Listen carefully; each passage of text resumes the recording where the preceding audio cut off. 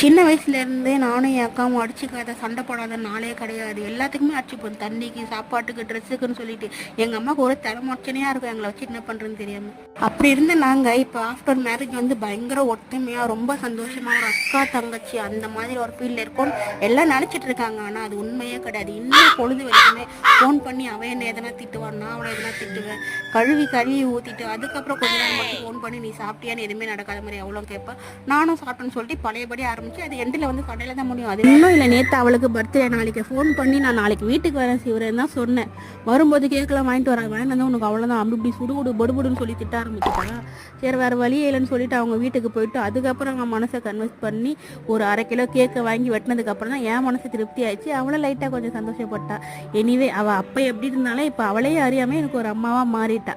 Happy birthday to you அக்கா, பாய். First time அவளை அக்கான்னு சொல்கிறேன்.